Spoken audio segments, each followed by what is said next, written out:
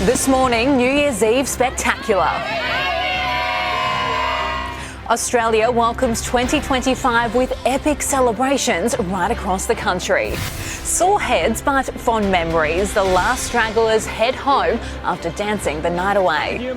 Plus, New Year's Eve around the world. The party's wrapped up at home, but elsewhere, it's just getting started.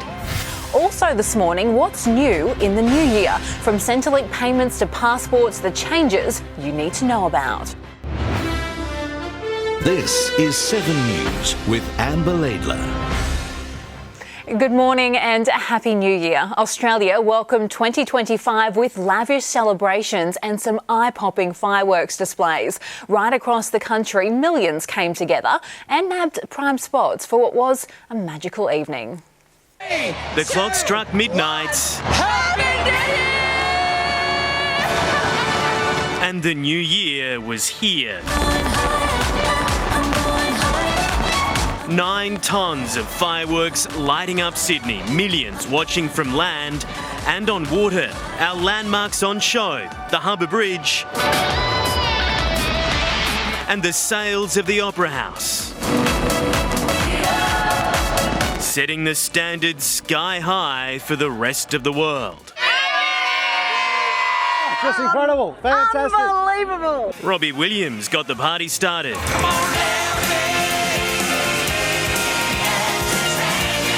Wowing the crowd. Now please stand for the national anthem of Australia.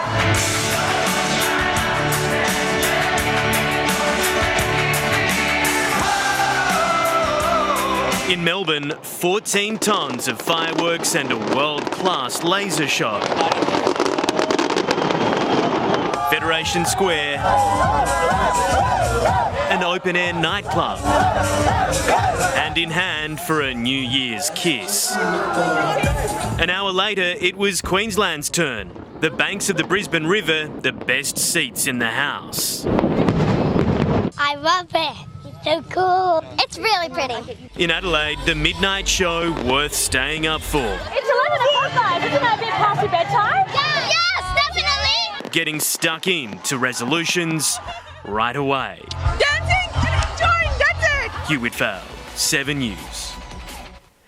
Some of the last stragglers are still making their way home after a record-breaking fireworks show in Sydney. Natasha Squarey has more.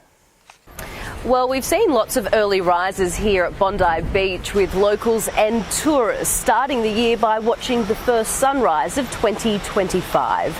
Many were enjoying the sun and surf, but some missed out altogether, preferring to sleep off their night. We woke up and then we seen the sunrise and went for a morning swim. The world-famous beach was a popular spot for campers, and you can see why. New Year in Australia is really fantastic. It's amazing experience. There were lots of sore heads in the city too. Fireworks, and after we go to the ball party. We start at 2 and just finish now. Very nice, huh? What time is it now? It's like 8 a.m. We're gonna get some macas and then we go home. That's it. For many, New Year's is about making changes, big and small. I'd like to run a half marathon, I think. I don't know, maybe travel, be happy. The celebrations are, of course, continuing today, and authorities are hoping people are as well behaved as they were last night. In Melbourne, around 500,000 people packed the city for 2 fireworks shows to ring in the new year. As Estelle Greeping reports, there were a few sore heads this morning. Absolutely, Amber, and that's after hundreds of thousands of Melburnians headed out into the night across the CBD to catch our massive fireworks display. There were celebration zones set up right across the city, along with food trucks and entertainment for families at both 9 p.m. and midnight. We were also treated to a laser show, which was apparently the biggest New Year's Eve rooftop laser display in the Southern Hemisphere. But while there was plenty of fun overnight, police were kept busy responding to 52 incidents of assault and 287 illegal fireworks incidents. That is a lot outside the prepared and the organised and authorised fireworks. We've also arrested some people who had their own commercial grade fireworks. Now this morning it's all all about the clean-up here in Melbourne. Police are warning Victorians they do have a number of drug and alcohol testing sites set up right around the state. Amber? January 1 is not only the start of a new year, it's also when a raft of major government changes kick in. Some will save you money, some will cost you. Andrew McCormack reports. While there is some welcome relief in the form of a pay rise for aged care workers and a rise in welfare recipients for some, most Aussies, millions in fact, will be still feeling it in the hip pocket in 2025. In particular, here in Victoria, a Mikey fee, daily fare into the city now up to $11, which is a $100 a year rise for those taking public transport every day. Tolls right across Victoria will be going up by 4% across 2025. And then the Airbnb tax kicks in. The 7.5% short stay levy introduced as of today. That's $26 extra for a $350 a night stay across Victoria, expected to be passed on to holidaymakers. It's even going to be more expensive to go to the zoo here in Victoria. Passports up $398 to $412 for a new 10-year passport. Youth allowance, Austudy and disability care and pensions are going up for fortnightly payments, so that is welcome relief, and it is now officially a criminal offence to underpay workers. Jail time a possibility for employers. And here's proof chivalry not all dead in 2025, because on the banks of the Yarra this morning, how's this for husband or boyfriend of the year already on New Year's Day, carrying his partner on his shoulders all the way up the banks of the Yarra, right up to Flinders Street Station after a long night of partying. The National Archives has just released secret cabinet documents from 2004, giving new insights into decisions made by then Prime Minister John Howard. We go live now to Josh Martin in Parliament House. Josh, the cabinet sided with the US, even as it was revealed there were no weapons of mass destruction in Iraq. Yes, good morning, Amber. It was a bombshell admission 20 years ago that meant the invasion of Iraq was based on deception. The Bush administration conceding in January 2004 that Iraq did not possess stockpiles of chemical and biological weapons. Arguments Australia had relied on to follow the US into the war, putting troops on the ground. The newly released cabinet documents revealing the Howard government's demonstrable commitment to the US alliance, including an extra $644 million for the war effort. That was in spite of growing unrest domestically at the time, fueled by revelations of prisoner abuse in Abu Ghraib jail. How much did the Australian mood change towards Iraq in 2004? It was always a divisive issue. The thing that hurt us most was the decisions taken after the invasion of Iraq to dismantle the Iraqi army, and that was a mistake by the Americans, and it really caused a lot of the internal chaos. And remember that we failed to find the stockpiles. We didn't fail to find the capacity to make them. Amber, tonight in 7 News at 6, we'll have more from that interview with John Howard, including memories of his 2004 federal election victory and Australia's generous response to the Boxing Day tsunami. Amber, it was a fascinating year in politics that we are learning more about today. I'm looking forward to more of that interview at 6. OK, Josh Martin in Canberra, thank you. In developing news just coming in from Melbourne, police have arrested a protester who scaled a building around 5 o'clock this morning. The activist climbed around 40 metres to the top of the RMIT building at the corner of Victoria and Swanston Streets, hanging a banner from the exterior. The 51-year-old eventually came back down more than 4 hours later, and he's been taken into custody. Next in 7 News, A-League fans forced to run when a fire breaks out just metres from a stadium. Australia Day backflip, why Woolworths is changing its tune. And we take a look at how the rest of the world is ringing in 2025.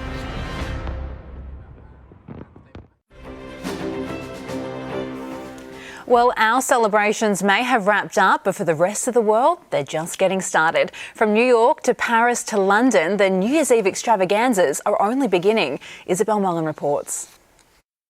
Well, we're still getting ready to start our celebrations here in the United States, but let's have a look now at how other countries rang in the new year.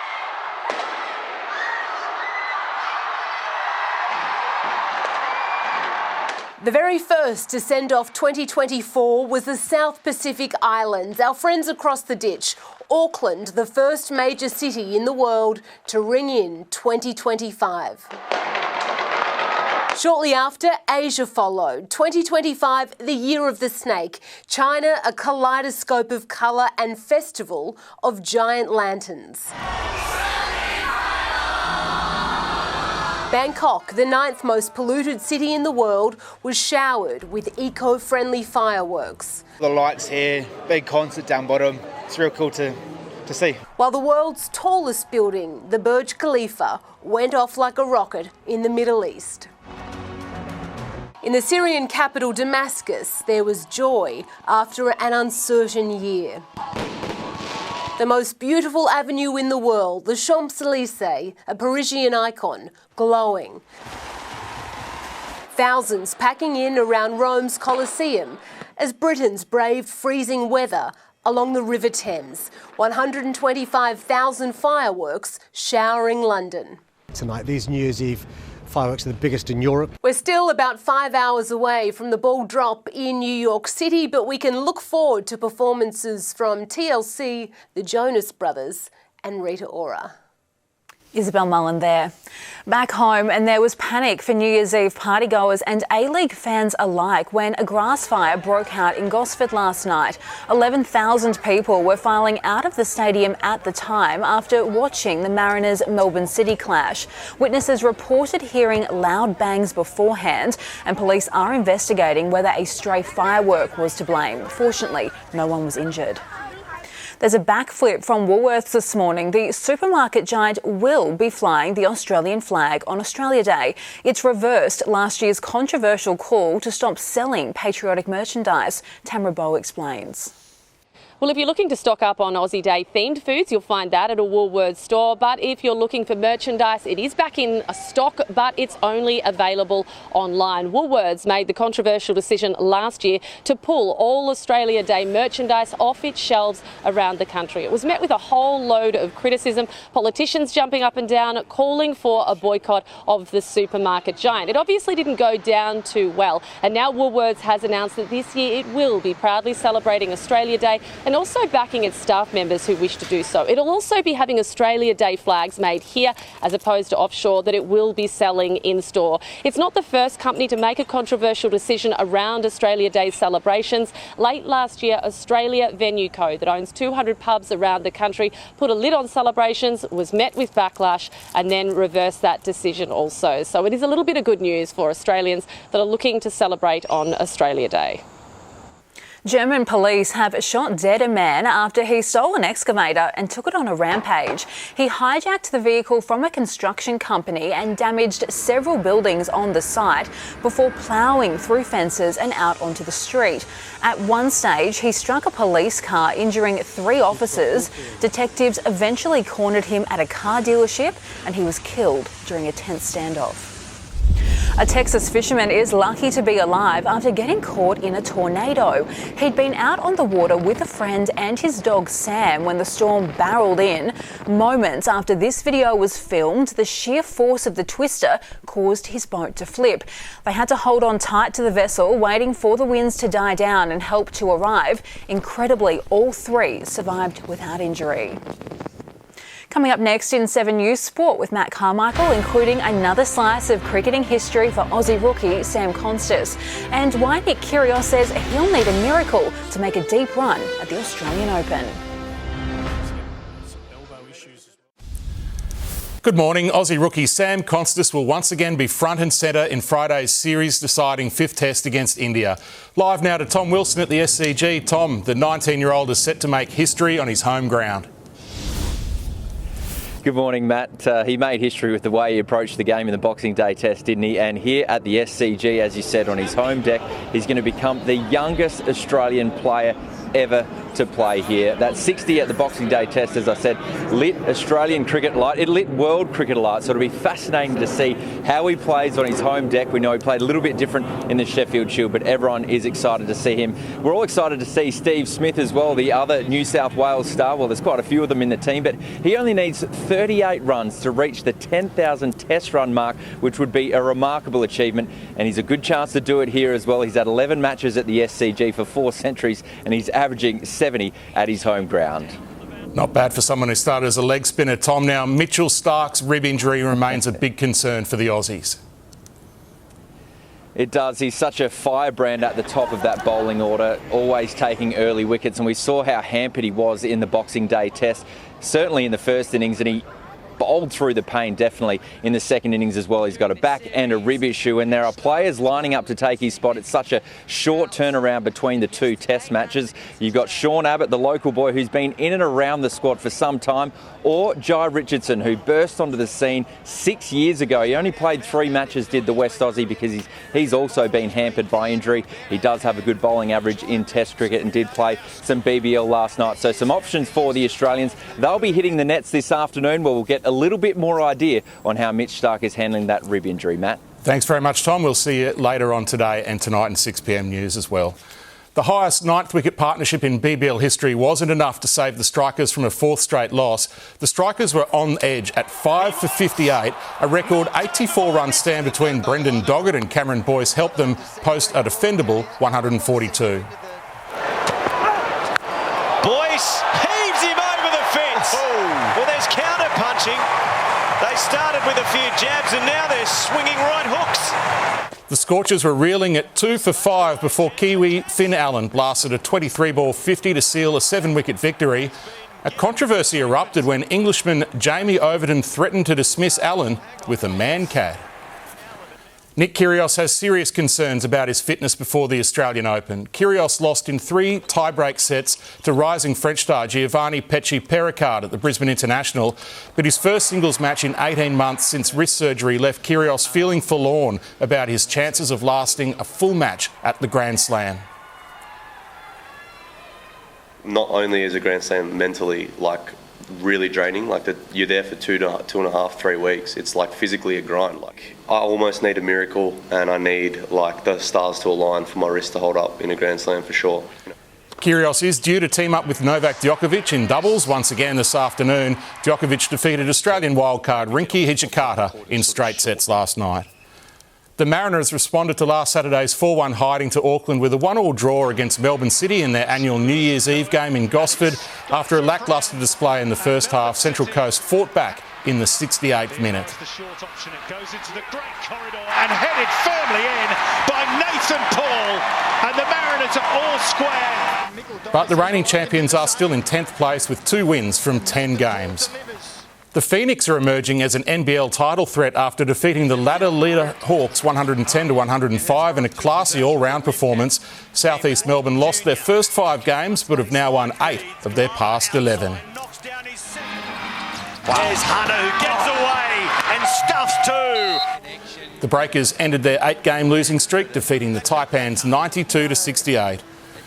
And after turning 40, LeBron James is eyeing yet another NBA record, the oldest to ever play the game. That record's held by Nat Hickey at 45 years, 363 days.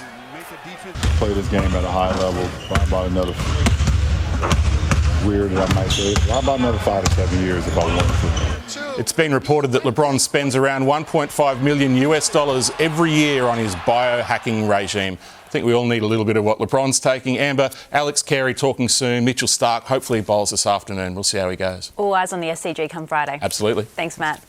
Coming up next in 7's Morning News, we'll have your national weather forecast. You might be wondering how astronauts aboard the International Space Station ring in the new year. In fact, they celebrated 16 times. They get to watch 16 sunrises and sunsets as they orbit the Earth. We'd love to be there with you in Times Square to watch the ball drop. We have our own ball, but since it doesn't drop, it just kind of stays in place. Separated from their families for the occasion, the astronauts beamed this message to the world, wishing everybody a great start to 2025. Taking a look at the weather around the country now. Around the capitals, Brisbane, mostly cloudy, heading for 29 degrees. 29 also in Sydney, mostly sunny. Fog clearing for a sunny day in Canberra and 32, mostly sunny and 23 in Melbourne. A late shower in Hobart, 20 degrees. A sunny 28 in Adelaide, 39 in Perth. The same for Darwin, 35. And that is 7 News to now. We'll keep you up to date throughout the day. Our next major bulletin is at 4 p.m. I'm Amber Laidler. Thank you for your company. Have a good day.